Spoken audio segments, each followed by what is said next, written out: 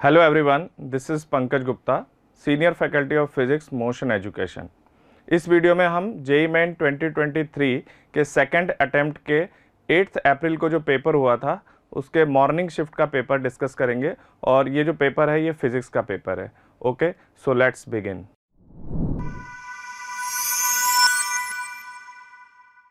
This question is from errors and measurement. इस question में given है हमें a cylindrical wire of mass 0.4 plus minus 0.01 gram has a length 8 plus minus 0.04 centimeter and a radius 6 plus minus 0.03 mm. The maximum error in its density will be. Okay, तो हमें density में maximum error analyse करना है। तो देखिए हमारे पास क्या condition है, हमें पता है कि जो डेंसिटी होगा that will be equal to mass upon volume. Okay, तो इस क्वेश्चन में हमें मास प्रोवाइडेड है और वॉल्यूम की अगर हम बात करें सिलेंड्रिकल वायर के तो that will be your pi r square l, where r is the radius and l is the length of the wire. Okay, अब देखिए यहाँ पर मास, रेडियस और लेंथ ये सभी मेजर्ड क्वांटिटी हैं और इनमें कुछ एरर्स आपको प्रोवाइडेड है और इनके एरर्स के हिसाब से हमें बताना है कि डेंसिटी का परसेंटेज एरर कितना है। ठीक है, तो हम इसको इस फॉर्मेट में लिख रहे हैं, rho R square L M power -1 that is equals to 1/पाई, ये कांस्टेंट है। ठीक है, तो इस क्वेश्चन में जो हमारे पास एरर्स गिवन है इनका अगर हम फ्रैक्शनल एरर निकालते हैं तो ये बहुत स्मॉल वैल्यूज़ है, इसलिए हम इसके एनालिसिस के लिए हम लोग यहाँ पर डिफ्रेंशिएशन का यूज़ करेंगे। तो सबसे पहले हमने यहाँ पर लॉग लिया, तो लॉग लेने पे आएगा लॉग ऑफ रो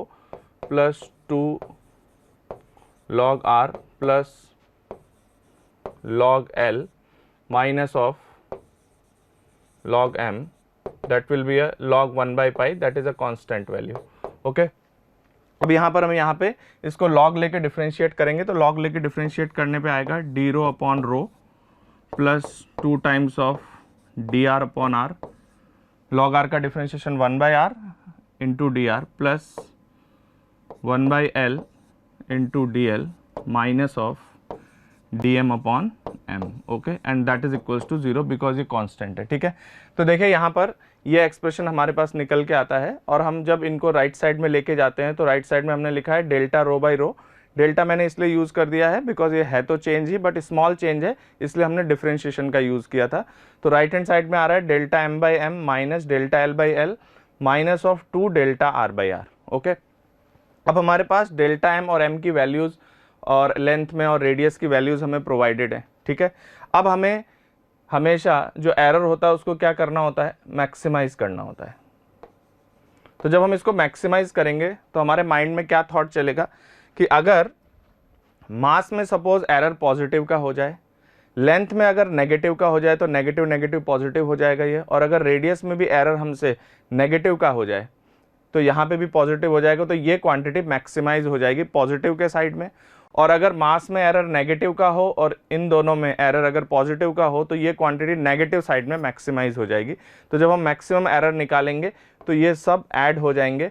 तो यहाँ पर हमें जैसे कि गिवन है कि मास में एरर कितना है, दैट इज़ 0.01 और मास की value divided by 0.4 plus radius की अगर हम बात करें या लेंथ की बात कर लेते पहले, लेंथ में हमारे पास 0.04 अपॉन 8 आ जाएगा एंड 2 टाइम्स ऑफ रेडियस में 0.03 अपॉन 6। ओके, तो ये हमारे पास डेंसिटी में फ्रैक्शनल एरर आ गया है, दैट इज़ 0.04 बिकॉज इस क्वेश्चन में आपसे पूछा गया है that is the percentage error.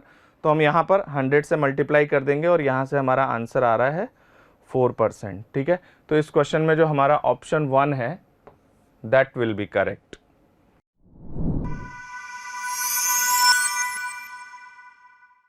Next question is from Doppler effect. इस क्वेश्चन में गिवन है the engine of a train moving with speed 10 metres per second towards a platform sounds a whistle at frequency 400 hertz and the frequency heard by a passenger inside the train is. देखिए सबसे पहली बात, जो train है उसमें यहाँ पर जो विसल ब्लो कर रहा है उसका फ्रीक्वेंसी आपको गिवन है 400 हर्ट्ज।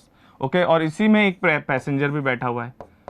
तो आपको पता है कि ये जो सोर्स है और ये ऑब्जर्वर ये एक दूसरे से रिलेटिवली रेस्ट पर है, इस वजह से जो फ्रीक्वेंसी सोर्स प्रोपेगेट करेगा वही फ्रीक्वेंसी ऑब्जर्वर रिसीव करेगा। तो इसका आंसर हमारा आएगा first option and that is your 400 hertz.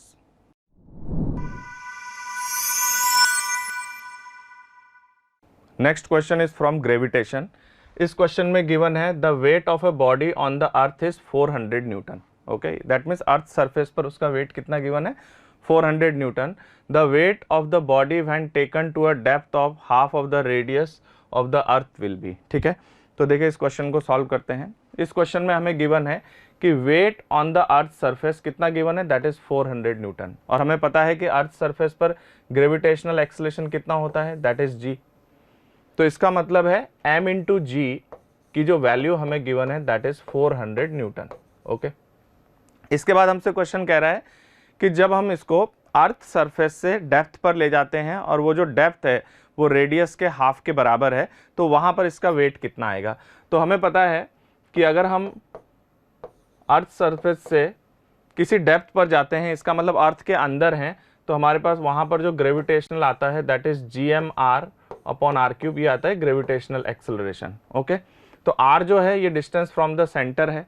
अगर हम सरफेस से डिस्कस करें तो GM upon r cube and that is r minus d, where अगर हम बात करें ये d डेप्थ है, जैसे कि ये अर्थ है, तो अगर हम सेंटर से r डिस्टेंस पर हैं और सरफेस से उसकी डेप्थ d है, तो हमारे पास स्मॉल r प्लस डी की वैल्यू कैपिटल R के इक्वल है। तो हमने यहाँ पर स्मॉल r का वैल्यू सब्स्टिट्यूट कर दिया। तो देखिए यहाँ से सॉल्व करने पर ये एक्सप्रेशन आ रहा है वेट का। अब हमने यहाँ से कैपिटल R को कॉमन लिया, तो यहाँ पे बनेगा GM/r², और GM/r² की वैल्यू स्मॉल g के इक्वल होती है। तो हमारे पास आ रहा है mass into gravitational acceleration that is m into g, और यहाँ पे बचेगा 1 माइनस d/r। ओके, अब क्योंकि क्वेश्चन में गिवन है कि जो डेप्थ की वैल्यू है वो रेडियस का हाफ है, तो यहाँ पर हम सब्स्टिट्यूट कर देंगे small d equals to r/2, और यहाँ से सॉल्व करने पर ये आंसर आ रहा है हमारा mg/2 के इक्वल, बिकॉज क्वेश्चन में mg हमें गिवन है दैट इज 400 न्यूटन, इसलिए जो हमारा अंदर जो वेट आएगा दैट इज 200 न्यूटन। ओके, तो इस क्वेश्चन में हमारा ऑप्शन 4 करेक्ट होगा।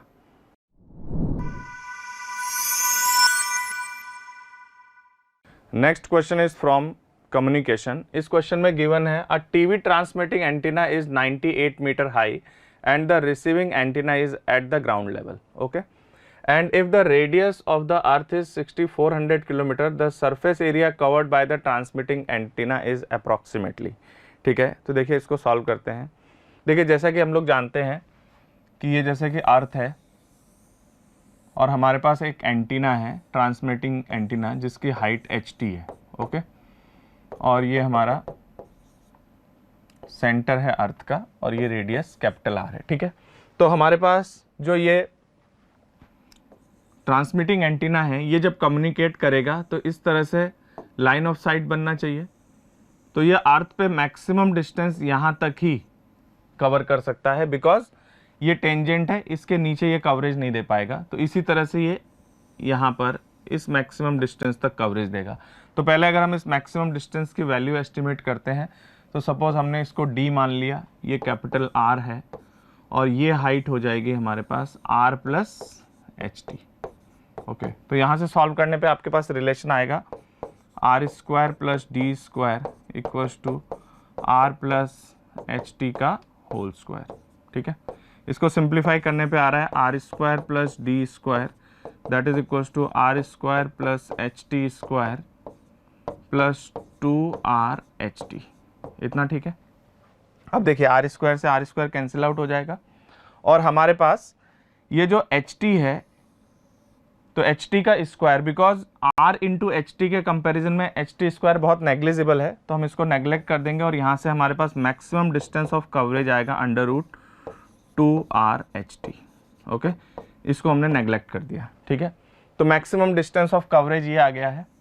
अब देखिए हाइट ऑफ एंटीना बहुत लार्ज नहीं है, तो हम इसको मान सकते हैं कि ये ऑलमोस्ट फ्लैट डिस्टेंस है, और इस फ्लैट डिस्टेंस चारों तरफ के करस्पॉन्डिंग जो हमारा एरिया ऑफ कवरेज आएगा that will be your πr², और r की वैल्यू जो है वो d के इक्वल हम लोग यूज़ करेंगे। ठीक है, इसको इस तरह से हम सोच रहे हैं कि ये d डिस्टेंस इस तरह से कवरेज ले रहा है, तो ये जो एरिया कवर करेगा that is your πd² approximately.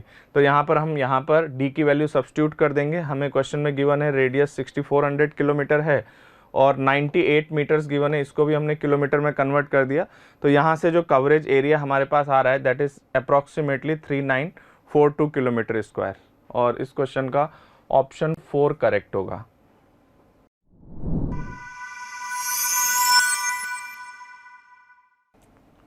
Next question is from magnetism. इस क्वेश्चन में गिवन है certain galvanometer have a fixed core made of non magnetic metallic material. Okay, the function of this metallic material is, देखिए अगर हम लोग magnetic material use करते तो उसका रीज़न होता कि अंदर उसके मैग्नेटिक फील्ड की जो इंटेंसिटी है वो बढ़ जाए, लेकिन यहाँ पर हमने कौन सा यूज़ किया है, that is the non magnetic material. तो देखिए यहाँ पर क्या होगा कि जब हमारा ये कोर रोटेट करेगा तो इसमें एडी करंट्स डेवलप होंगे, और एडी करंट्स के थ्रू एनर्जी का लॉस होगा, जिससे जो कोर है उसकी डैम्पिंग हमें मिलेगी, तो उसकी वजह से हम इसको क्विकली रोक सकते हैं। तो यहाँ पर जो हमारा आंसर होगा that is option 2, to bring the coil at rest quickly because of eddy current. यहाँ पर एनर्जी का लॉस होगा और वो इजीली फास्ट मतलब फटाफट रुक सकता है।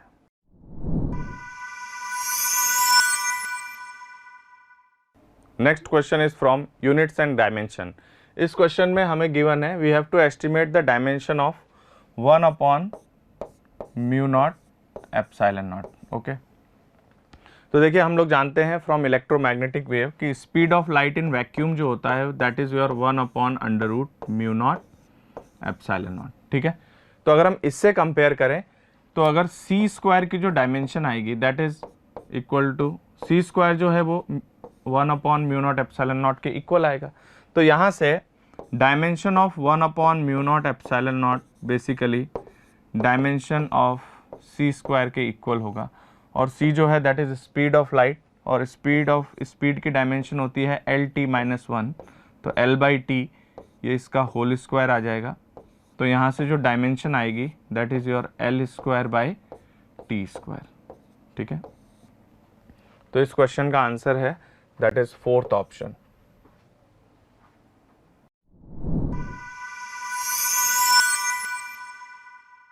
Next question is from kinematics and it is based on projectile. Question में गिवन है 2 projectiles A and B are thrown with initial velocities 40 metre per second and 60 metres per second at angles 30 degree and 60 degree with the horizontal respectively.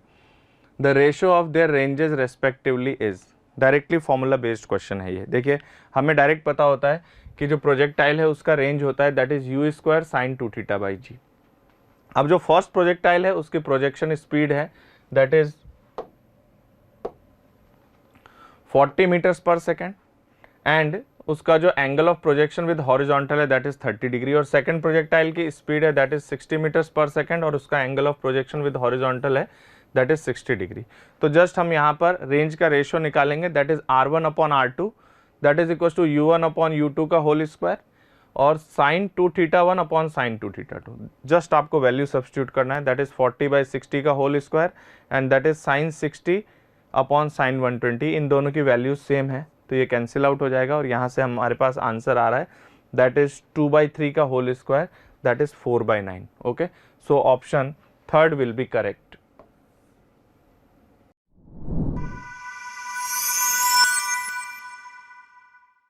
Next question is from capacitors and it is based on RC circuit. इस question में given है in this figure the resistance of the coil of galvanometer G is 2 ओम।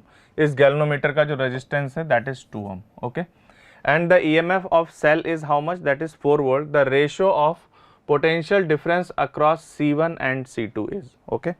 तो देखिए सबसे पहली बात situation क्या है हमारे पास, ये हमारे पास सर्किट गिवन है और ये पूरा सर्किट ऑलरेडी कनेक्टेड गिवन है। इसका मतलब है कि ये काफ़ी लॉन्ग टाइम पहले सर्किट फॉर्म हुआ होगा, that means the circuit is reach to its steady state. Okay, और स्टेडी स्टेट पर हमें पता है कि जो कैपेसिटर होता है that is maximum charge.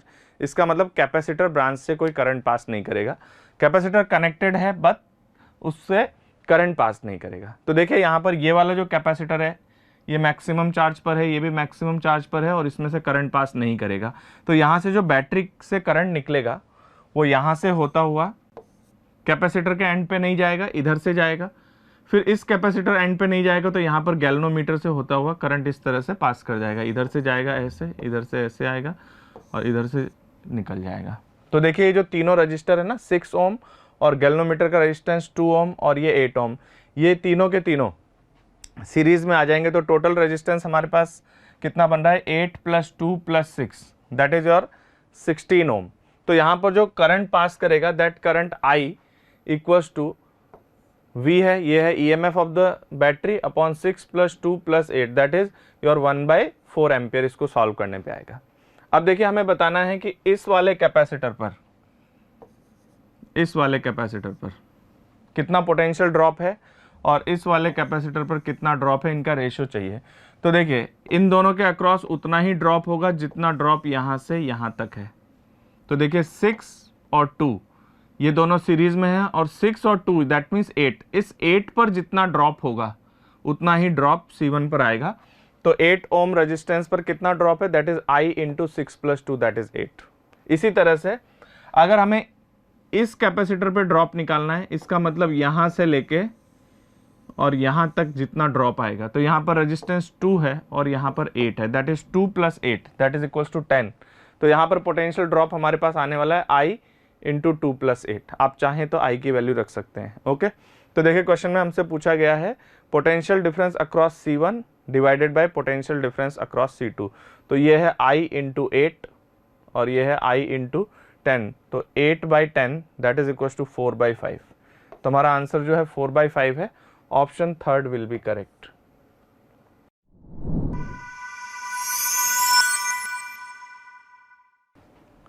Next question is from magnetic effect of current. इस क्वेश्चन में गिवन है a charge particle moving in magnetic field B has the component of velocity along B as well as perpendicular to B. The path of the charge particle will be।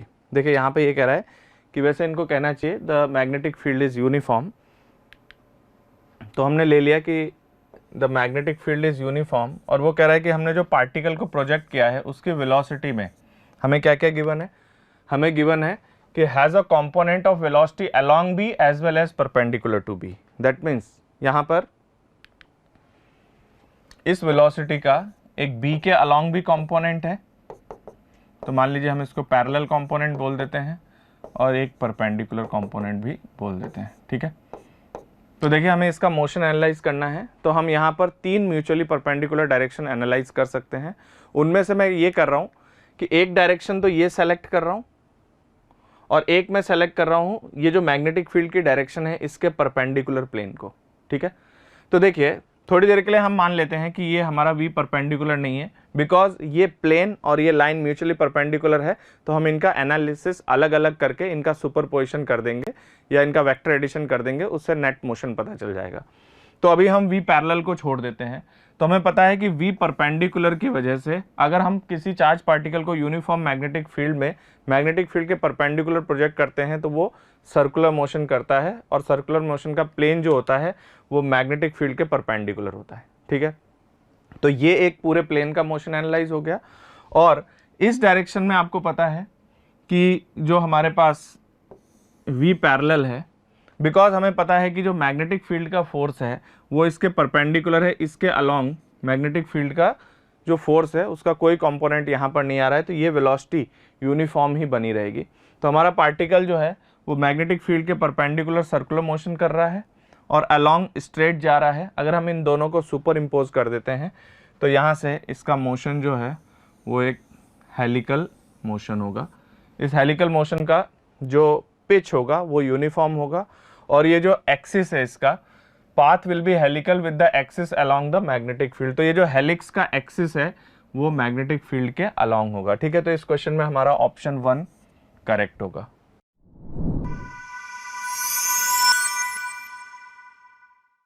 Next question is from matter waves. इस question में given है proton and electron will have same D Broglie wavelength when the ratio of their momentum is. तो देखिए इनकी D Broglie wavelength same है, तो हमें पता है कि डी ब्रॉगली वेवलेंथ कितना होता है lambda equals to h upon magnitude of p। तो अगर आपके पास प्रोटॉन और इलेक्ट्रॉन ओके इन दोनों की डी ब्रॉगली वेवलेंथ सेम आ रहा है, इसका मतलब है कि जो इनके मोमेंटम का मैग्नीट्यूड होगा वो भी सेम होना चाहिए।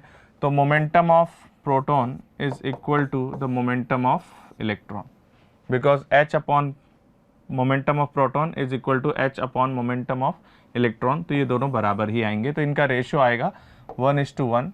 The option 4 will be correct.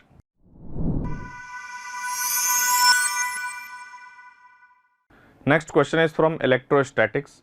इस क्वेश्चन में गिवन है graphical variation of electric field due to a uniformly charge insulating solid sphere of radius capital R with distance small r from the centre O is represented by. देखिए ये directly theory पर based question है. देख ले, हम लोग सभी लोग जानते हैं कि अगर जो एक सॉलिड स्फीयर है नॉन कंडक्टिंग, और अगर हम उसको यूनिफॉर्मली चार्ज करते हैं, ठीक है, तो अगर हम उसको यूनिफॉर्मली चार्ज करते हैं तो उसके बाहर जो इलेक्ट्रिक फील्ड आता है वो आता है K capital Q by small r square. ये आउटसाइड द स्फीयर होता है, और स्फीयर के अंदर जो हमारे पास इलेक्ट्रिक फील्ड होता है that is KQ small r by r cube, where small r is the distance from the centre. Okay, तो डेफिनेटली इनसाइड अगर हम 0 से लेके कैपिटल R तक डिस्कस करें तो ये फंक्शन हमारा लीनियर है, तो पहले ये लीनियरली इंक्रीज करेगा और उसके बाद KQ by small r square ये इनवर्स स्क्वायर से डिक्रीज करेगा. दैट मीन्स ये वैल्यू प्रोपोर्शनल टू R है यहाँ पर इलेक्ट्रिक फील्ड, और यहाँ पर electric field that is inversely proportional to R square. ठीक है, डायरेक्टली थ्योरी से क्वेश्चन है आपके पास, तो इसका ऑप्शन 4 हमारा करेक्ट आ रहा है.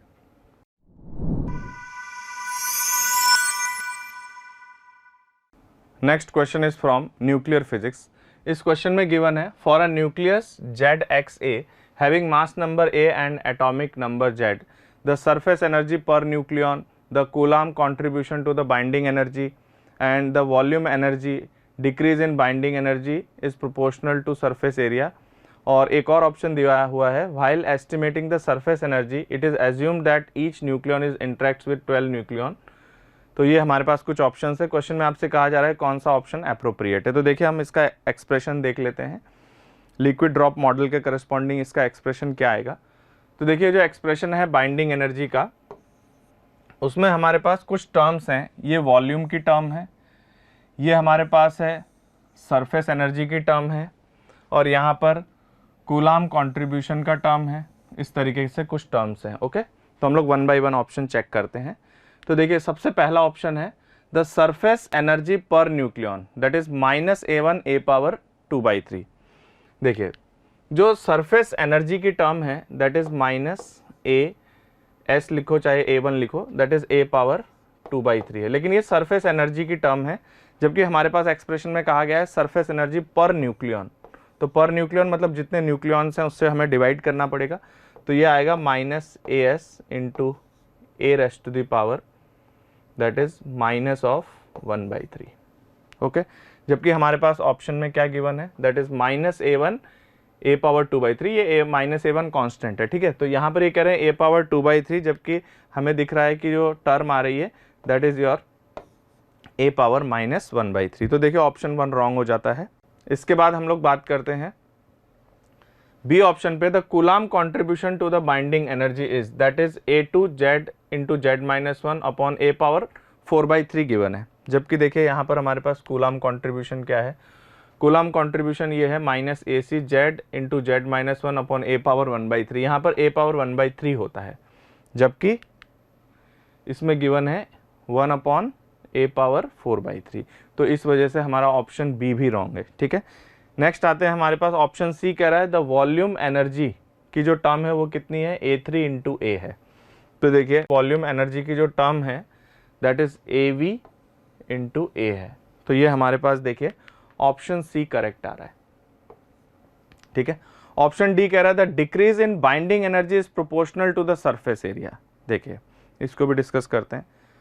तो हमारे पास ये जो सरफेस एनर्जी वाला टर्म है ना, अगर हम इसको देखते हैं तो इसमें एक तो पहली बात -AS इंटू A पावर 2/3 आ रहा है. ओके, तो ये तो हमें दिखाई दे रहा है कि जो सरफेस एनर्जी है तो बाइंडिंग एनर्जी जो है इस टर्म्स के करस्पॉन्डिंग डिक्रीज हो रही है. ठीक है, क्योंकि नेगेटिव साइन है. बट यहाँ पर A पावर 2/3 और हमें पता है कि रेडियस जो होता है वो R0 A⁻⁴ 1/3 होता है. ठीक है, तो अगर हम इससे इसको कंपेयर करें तो ये लिखा हुआ है -AS.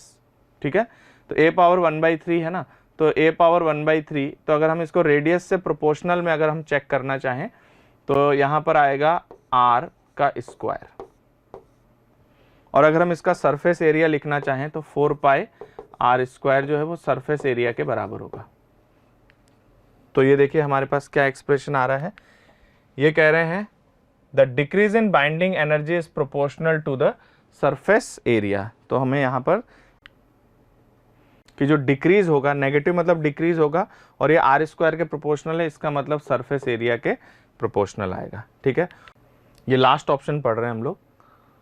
तो ई ऑप्शन कह रहा है while estimating the surface energy it is assumed that the each nucleon interacts with 12 nucleon. Okay, generally जो सरफेस के न्यूक्लियंस होते हैं वो इनसाइड के न्यूक्लियन से इंटरेक्ट करते हैं, आसपास के न्यूक्लियन से, जनरली इनके नंबर 3 होते हैं। तो हमारे पास जो ऑप्शन सी और डी है यही हमारे पास करेक्ट आ रहा है, और इसके corresponding option 4 will be correct.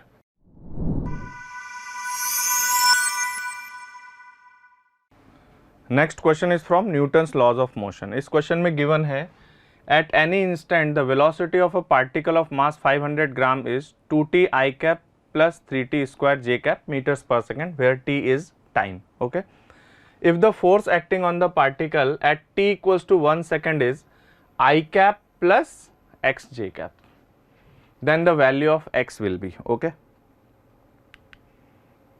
तो देखिए आपको वेलोसिटी कितना गिवन है, that is 2t I cap plus 3t square j cap। तो यहाँ से देखिए हम एक्सेलरेशन एस्टिमेट कर सकते हैं, and that acceleration of the particle will be dv vector by dt।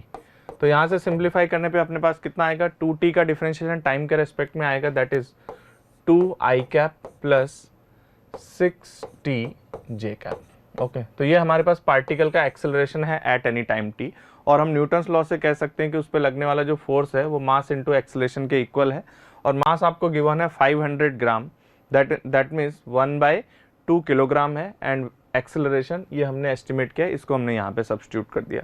तो देखिए यहाँ से सॉल्व करने पर हमारे पास आ रहा है force as a function of time, that is I cap plus 3t j cap. अब क्वेश्चन हमसे डिमांड कर रहा है at t equals to 1 second, ठीक है ना। तो t इक्वल टू 1 सेकेंड हमें फोर्स निकालना है, तो हमने t की वैल्यू 1 सब्स्टिट्यूट कर दिया, तो आंसर आ रहा है I cap plus 3 j cap. और क्वेश्चन में हमसे कहा गया है कि यह आंसर है I cap plus x j cap. तो यहाँ से कंपेयर करने पर हमारे पास x की वैल्यू 3 आती है, so third option will be correct.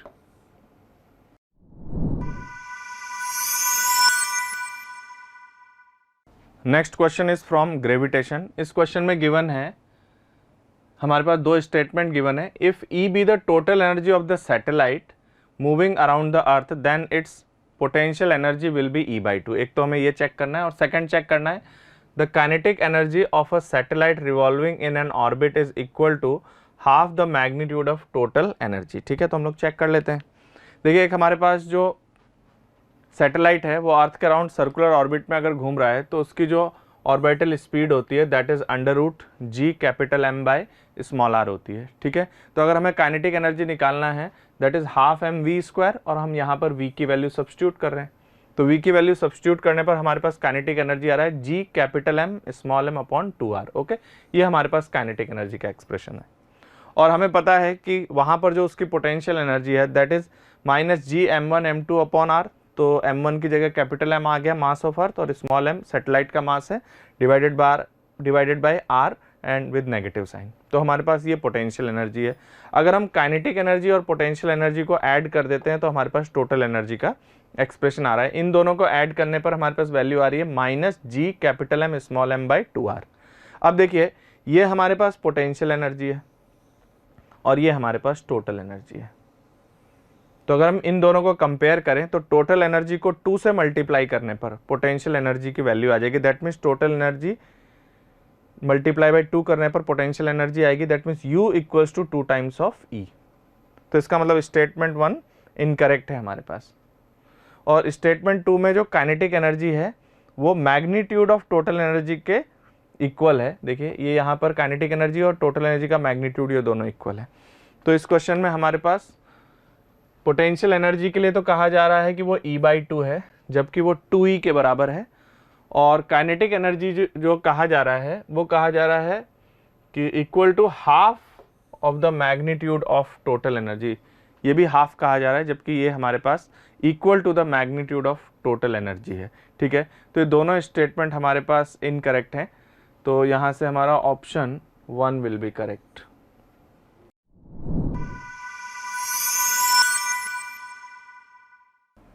Next question is from addition of two vectors, very simple question. इस क्वेश्चन में गिवन है two forces having magnitude a and a/2 are perpendicular to each other, the magnitude of their resultant will be. तो देखिए अगर दो vectors perpendicular हों तो उनका रिजल्टेंट का मैग्नीट्यूड आता है √f1 square plus f2 square. तो यहाँ से सिंप्लीफाई करने पे हमारे पास f1 कितना गिवन है, दैट इज a, और f2 कितना गिवन है, a/2 इसका होल स्क्वायर। तो इसको सिंप्लीफाई करने पे हमारे पास आंसर आ रहा है that is √5a/2। Okay, our option 4th will be correct.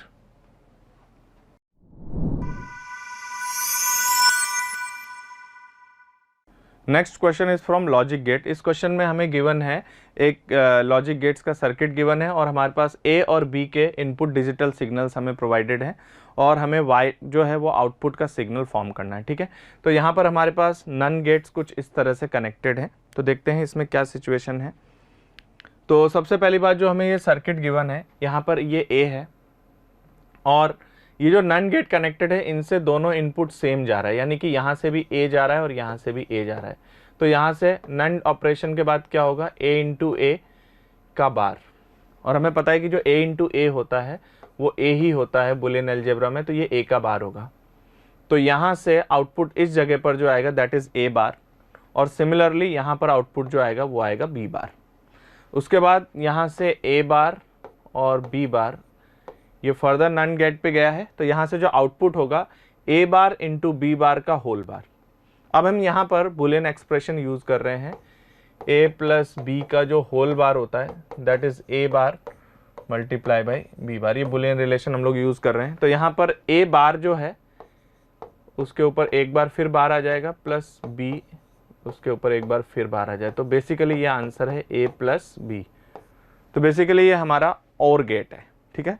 अब हम लोग सिग्नल्स रीड करते हैं। तो हमारे पास जो सिग्नल्स हैं A का वो 0 0 1 1, ये लो वैल्यूज और ये हाई वैल्यूज। इसी तरह से B के सिग्नल है 0 1 0 1, मतलब 0 से लेकर 1 सेकंड के बीच में इसमें 0 जा रहा है, इसमें भी 0 जा रहा है। 1 से 2 के बीच में इसमें 0 जा रहा है, इसमें 1 जा रहा है। 2 से 3 के बीच में इसमें 1 और इसमें 0 जा रहा है, और 3 से 4 के बीच में दोनों में 1 एज ए इनपुट जा रहे हैं। तो यहाँ पर हमने इसका ट्रुथ टेबल फॉर्म किया है। पहले में 0 0 है, उसके अगली बार 0 1 है, फिर 1 0 है और फिर 1 1 है, और y हमारा आउटपुट जो है वो A प्लस B है। तो y का आउटपुट अगर हम देखें 0 प्लस 0 0, 0 प्लस 1 बुलियन अलजेब्रा में ये आपका 1 हो गया, 1 प्लस 0 ये भी 1 हो गया, और 1 प्लस 1 बुलियन अलजेब्रा में 1 के इक्वल होता है। तो हमारा आउटपुट है 0 और 3 बार 1। तो पहले जो हमारा आउटपुट है, पहले 0 है फर्स्ट सेकंड में और बाकी तीनों सेकंड्स में हमारे पास इनका आउटपुट 1 है। तो देखिए हमारे यहाँ पर जो ऑप्शन 2 गिवन है, ये वाला option 2, this will be correct.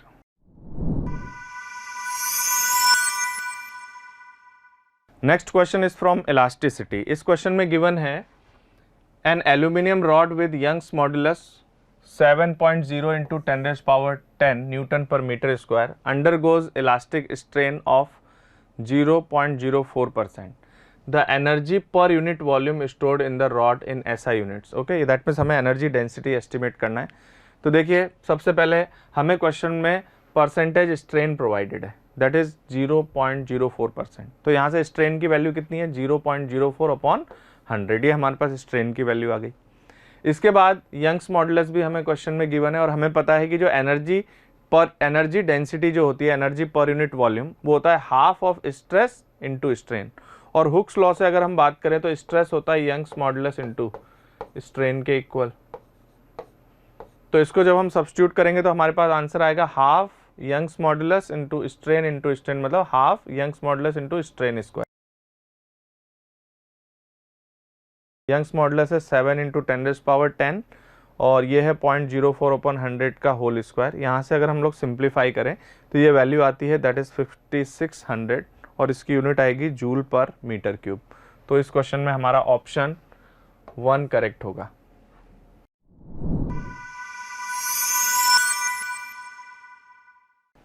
Next question is from thermodynamics. इस क्वेश्चन में आपसे कहा जा रहा है, यहाँ पर हमारे पास दो स्टेटमेंट्स गिवन है। दैट इज स्टेटमेंट वन कह रहा है if heat is added to a system its temperature must increase. देखते हैं कि ये सही है कि नहीं।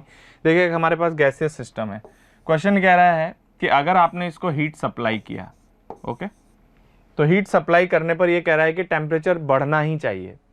देखिए ऐसा कोई ज़रूरी नहीं है। अगर मान लीजिए जितनी हीट आई है, अगर वर्क जो इस सिस्टम से वर्क डन बाय गैस है, अगर work done by gas exactly अगर सपोज डेल्टा क्यू के बराबर हो जाए, तो यहाँ पर इसकी इंटरनल एनर्जी में कोई चेंज नहीं आएगा, ठीक है, तो इसका टेम्परेचर कांस्टेंट भी रह सकता है। और अगर मान लीजिए आपने इसको हीट सप्लाई किया और जो वर्क डन का अमाउंट है, वर्क डन बाय गैस, अगर ये सप्लाइड हीट से ज़्यादा है, मतलब अगर ये वैल्यू ज़्यादा है डेल्टा क्यू से, तो इसका मतलब ये होगा कि इस सिस्टम में जो इसकी इंटरनल एनर्जी होगी वो डिक्रीज होगी, इसका मतलब टेम्परेचर डिक्रीज होगा। तो ऐसा कोई ज़रूरी नहीं होता है कि अगर आप हीट सप्लाई कर रहे हैं तो उसका टेम्परेचर बढ़ेगा ही। ऐसा भी हो सकता है कि टेम्परेचर कांस्टेंट रह जाए और ऐसा भी हो सकता है कि टेम्परेचर डिक्रीज कर जाए, ठीक है। तो हमारा जो स्टेटमेंट वन है, स्टेटमेंट वन हमारा फॉल्स स्टेटमेंट है। अब सेकेंड स्टेटमेंट कह रहा है if positive work is done by a system in a thermodynamic process its volume must increase. देखिए वर्क डन बाय गैस हमें पता है सबको, इंटीग्रेशन PdV होता है, ठीक है, और आपको पता है प्रेशर पॉजिटिव है। तो अगर हमारे पास वर्क डन पॉजिटिव आना है तो ये कंफर्म है कि dV पॉजिटिव होना चाहिए, और dV पॉजिटिव होने का मतलब है कि इसका वॉल्यूम इंक्रीज करना चाहिए। तो क्वेश्चन कह रहा है कि if positive work is done by a system in a thermodynamic process its volume must increase. ये बात सही है, ठीक है। तो हमारे पास फर्स्ट स्टेटमेंट फॉल्स है और सेकंड स्टेटमेंट ट्रू है। That means the option 4 will be correct.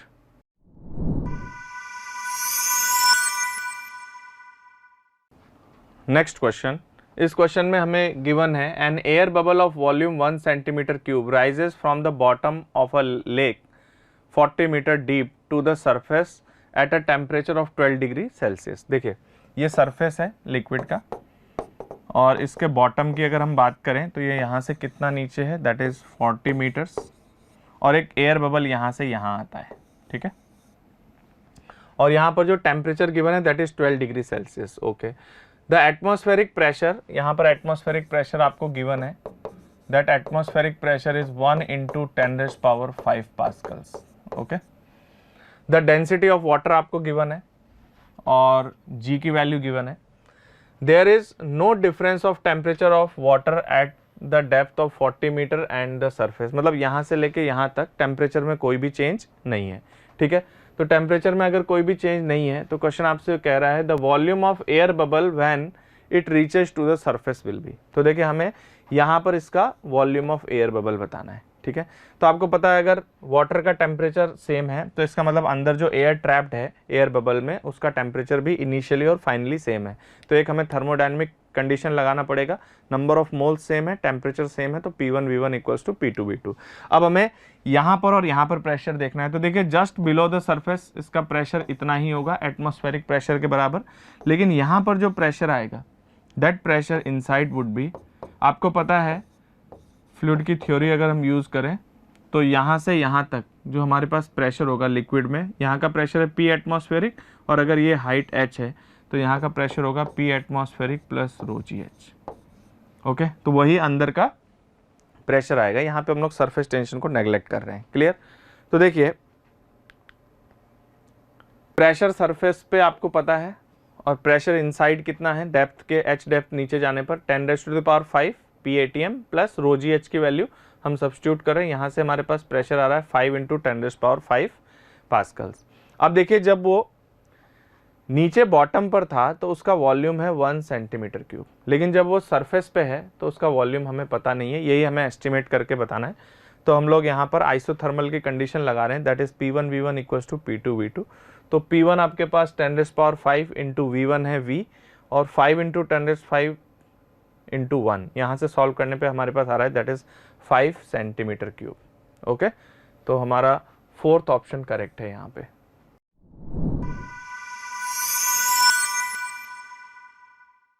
Next question is from geometrical optics. इस क्वेश्चन में गिवन है a reflecting telescope a secondary mirror is used to, मतलब रिफ्लेक्टिंग टेलीस्कोप में secondary mirror क्यों use किया जाता है। तो देखिए सबसे पहली बात, हमारे पास ये एक रिफ्लेक्टिंग टेलीस्कोप है।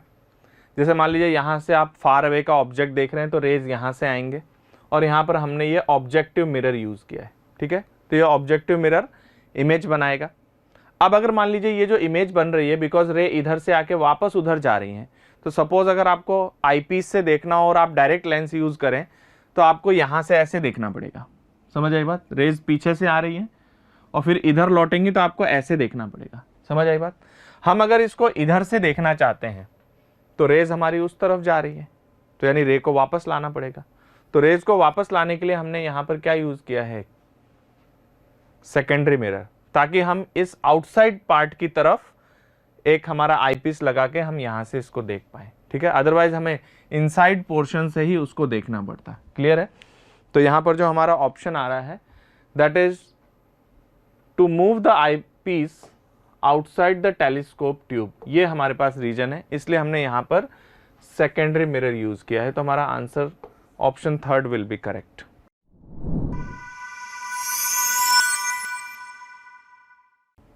स्टूडेंट्स अब हमारे पास यहाँ से न्यूमेरिक रिस्पॉन्स वाले क्वेश्चंस हैं।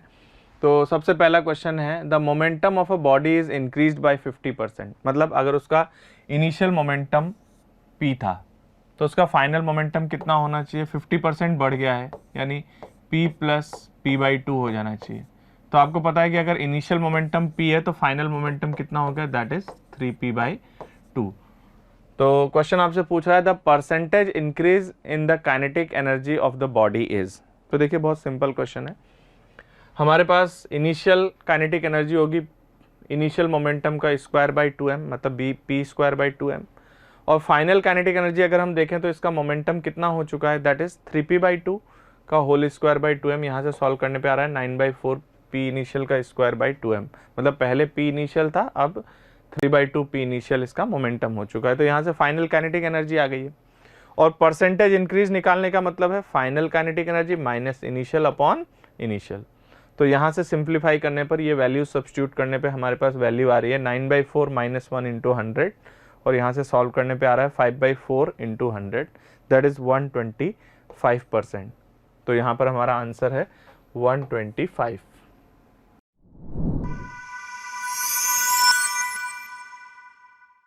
Next question is from nuclear physics. इस क्वेश्चन में गिवन है a nucleus with mass number 242 and binding energy per nucleon 7.6. okay, it breaks into two fragments each with mass 121, mass number 121. if each fragment nucleus has a binding energy per nucleon 8.1, the total gain in binding energy। देखिए हमारे पास एक nucleus है XZA, okay, और ये 2y में हमारे पास break हो जाता है।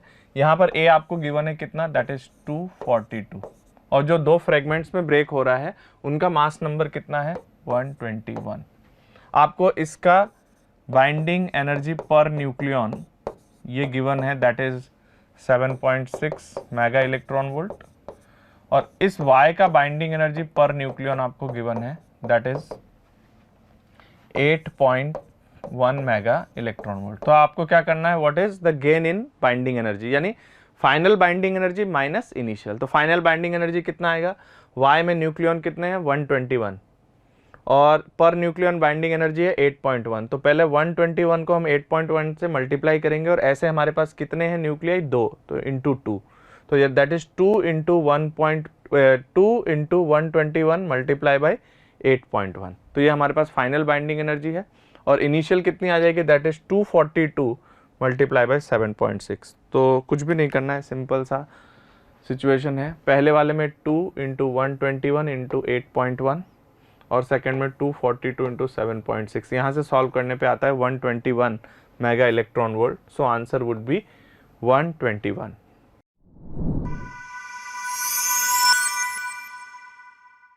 Next problem is from electrostatics. इस क्वेश्चन में गिवन है an electric dipole of dipole moment 6.0 × 10⁻⁻6 coulomb × metre placed in a uniform electric field that is 1.5 into 10⁻³ newton per coulomb in such a way that dipole moment is along the electric field. मतलब initial dipole moment की जो direction है P vector की, वो electric field के direction में, मतलब initial angle अगर हम बात करें तो वो 0 है।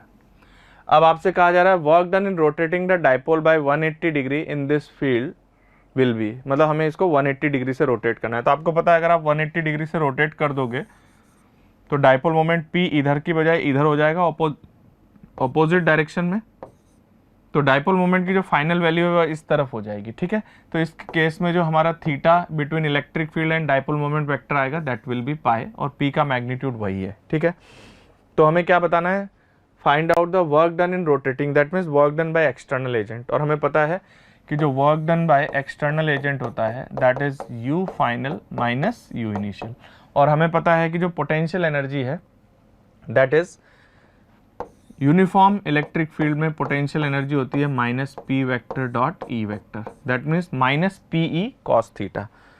तो हमें करना है U final minus U initial, तो बस हम लोग वैल्यू सब्स्टिट्यूट कर देते हैं।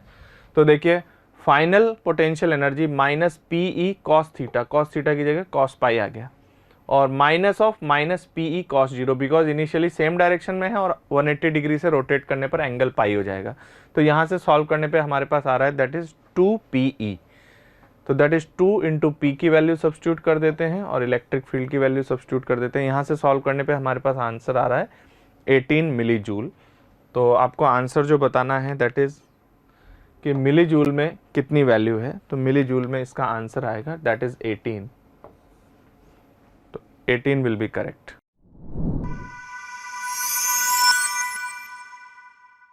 Next question is from sound. इस क्वेश्चन में गिवन है an organ pipe 40 centimeter long is open at both end. The speed of sound in air is given. The frequency of second harmonics is. देखिए हमारे पास एक open organ pipe है, एक open organ pipe की मान लीजिए कि लेंथ L है, तो आपको पता है कि ये किस हार्मोनिक्स में है, that is in second harmonics. Okay, तो सेकेंड हार्मोनिक्स में क्या होता है, देखिए अगर हम इसमें डिस्प्लेसमेंट वेव बनाना चाहें तो डिस्प्लेसमेंट आपको पता है यहाँ पर डिस्प्लेसमेंट का एंटी नोड बनता है। तो अगर आप इसका डिस्प्लेसमेंट वेव शो करेंगे तो सेकेंड हार्मोनिक्स में डिस्प्लेसमेंट का रिप्रेजेंटेशन इस तरह से होगा, और आपको पता है कि यहाँ से ये डिस्टेंस λ/2 है, ये λ/4, ये λ/4, that means L equals to 2 times of λ/2, that means जो wavelength lambda is equal to L। तो अगर हम इसकी फ्रीक्वेंसी निकालना चाहें f इक्वल्स टू v/λ, तो that would be v upon L। ठीक है, तो v आपको कितना गिवन है, दैट इज 360, और L की वैल्यू कितनी गिवन है 40 सेंटीमीटर, दैट इज 0.40 मीटर। तो यहाँ से अगर हम इसको सिंप्लीफाई करें तो यहाँ से सिंप्लीफाई करने पर ये हमारे पास आ रहा है 900 हर्ट्ज। ओके, तो इस क्वेश्चन का जो आंसर होगा that is 900।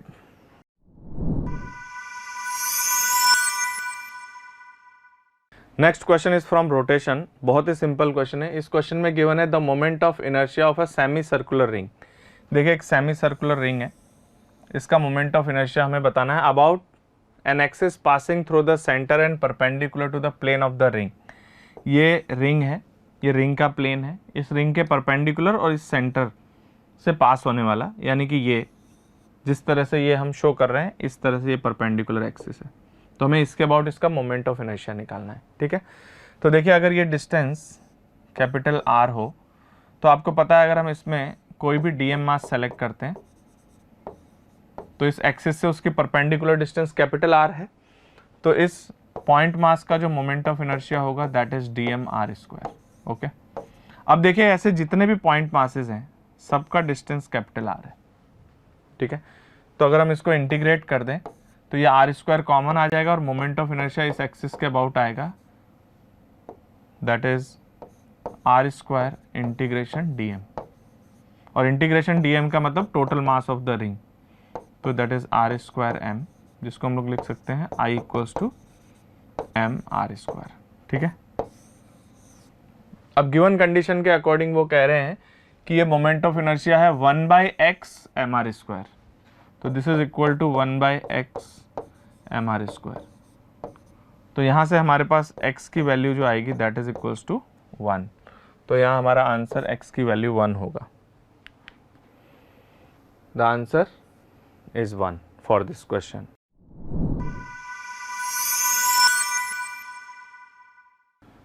Next question is from optics and this is based on plane mirrors. इसमें गिवन है 2 vertical parallel plane mirrors A and B are separated by distance 10 centimeter. A point object O is placed at a distance of 2 centimeter from mirror A. The distance between the second nearest image behind mirror A from the mirror A is.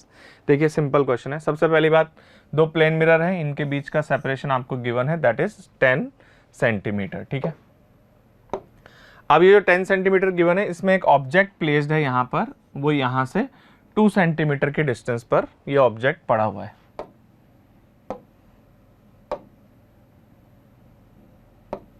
ठीक है, तो सबसे पहली बात, a mirror के पीछे हमें second nearest image के बारे में बात करना है। ठीक है, तो सबसे पहली बात, इस ओ का एक डायरेक्ट जो रेज है वो इस पे गिरेंगी तो एक डायरेक्ट इमेज फॉर्म होगा।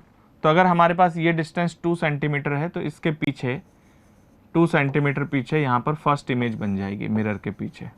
यहाँ 2 सेंटीमीटर आगे 2 सेंटीमीटर पीछे, तो ए मिरर के पीछे पहली इमेज है ये।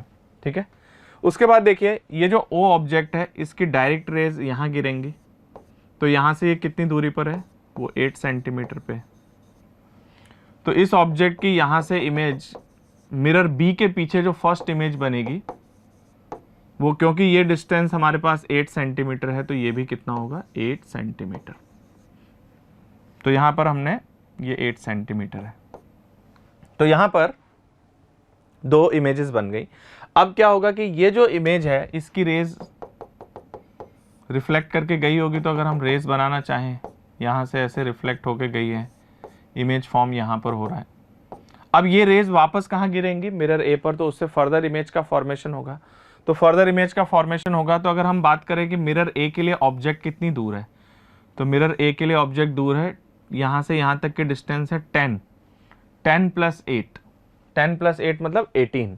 इसका मतलब इस मिरर के पीछे जो सेकंड इमेज बनेगी जिसका ऑब्जेक्ट ये बनेगा, वो मिरर से कितनी दूरी पर होगा, बिकॉज यहाँ से ये ऑब्जेक्ट 18 सेंटीमीटर आगे है तो इधर इमेज 18 सेंटीमीटर पीछे होगा।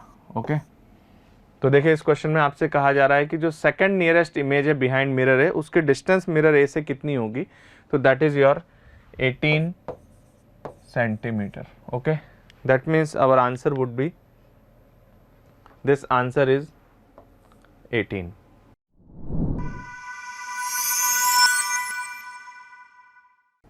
Next question is from magnetism. इस क्वेश्चन में आपको गिवन है the magnetic intensity at the centre of a long current carrying solenoid is found to be 1.6 × 10⁻³ ampere per metre. तो मैग्नेटिक इंटेंसिटी जो होती है वो H है और उसका मैग्नीट्यूड आपको गिवन है that is your 1.6 × 10⁻³ ampere per metre. Okay, and if the number of turns is 8 per centimetre, इसका मतलब आपको गिवन है small n, number of turns per unit length that is 8 per centimetre है, तो ये होगा 800 पर मीटर। तो क्वेश्चन हमसे क्या पूछ रहा है, then the current flowing through the solenoid is. तो हमारे पास जो H की वैल्यू होती है that is equals to N × I। तो बेसिकली I की वैल्यू हो जाएगी H/N और ये यहाँ से क्या आएगा, I इक्वल्स टू H कितना है हमारे पास, H की वैल्यू है 1.6 × 10⁻³ डिवाइडेड बाई 800 और सिंप्लीफाई करने पे करंट की वैल्यू आ रही है दैट इज 2 एम्पियर। ओके, तो हमारा आंसर यहाँ पर 2 आने वाला है, ये आंसर 2 है।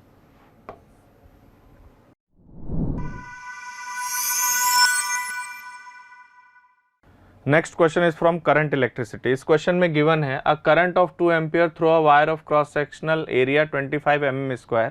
The number of free electrons in a cubic metre are 2 × 10⁻28।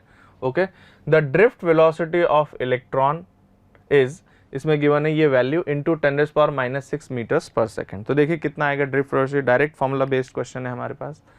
तो सबसे पहली बात हमें पता है कि जो करंट डेंसिटी जे वेक्टर होता है वो होता है minus N E V D, जहाँ पर n जो है वो नंबर डेंसिटी ऑफ इलेक्ट्रॉन है और vd जो है that is drift velocity of electron. तो अगर हम यहाँ पर j का मैग्नीट्यूड की बात करें तो वो होता है N E V D, okay. और जो j होता है current density that is I by A, that is equals to N E V D. तो यहाँ से हमारे पास जो करंट की वैल्यू I आएगी that is N E A V D. तो यहाँ पर हमने डायरेक्ट एक्सप्रेशन यूज़ कर लिया, I equals to N E A V D, जहाँ पर n नंबर डेंसिटी है और A जो है वो क्रॉस सेक्शन एरिया है, I करंट है और E आप जानते हो 1.6 इंटू 10⁻⁻19 कूलाम है। तो यहाँ से ड्रिफ्ट वेलोसिटी आएगी I by N E A. Question में सब कुछ गिवन है, I गिवन है, N गिवन है, E हमें पता है 1.6 इंटू 10⁻⁻19 और एरिया जो है that is 25 mm square given है। तो mm को हमने रखा 10⁻³ का होल स्क्वायर दैट इज 10⁻�6। यहाँ से सॉल्व करने पर हमारे पास ड्रिफ्ट वेलोसिटी आ रही है that is 25 into 10⁻⁻6 metres per second. तो जो ये वैल्यू होगी this will be our answer. So here the answer would be 25।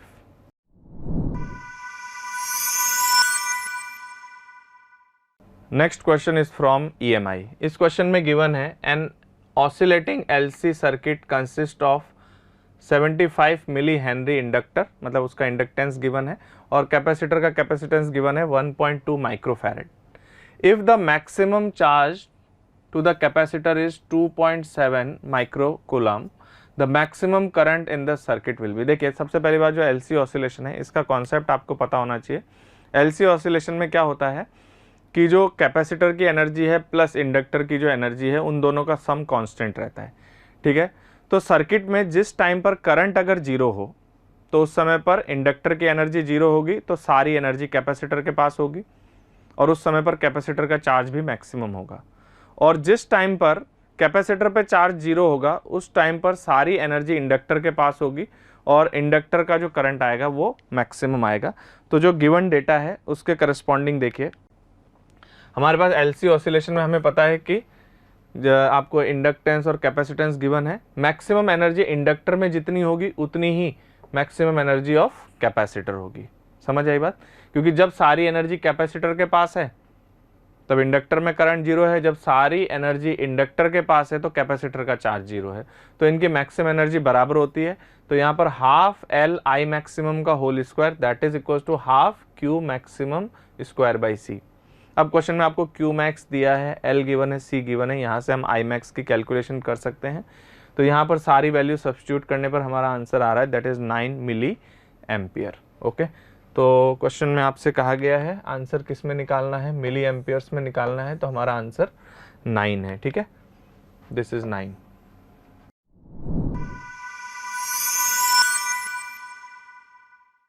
Next question is from viscosity. इस क्वेश्चन में गिवन है an air bubble of diameter 6 mm rises steadily through a solution of density. एक solution में वो rise कर रहा है, उसकी डेंसिटी आपको गिवन है और वो जो स्टेडली राइज कर रहा है उसकी वेलोसिटी है 0.35 सेंटीमीटर्स पर सेकेंड, ठीक है।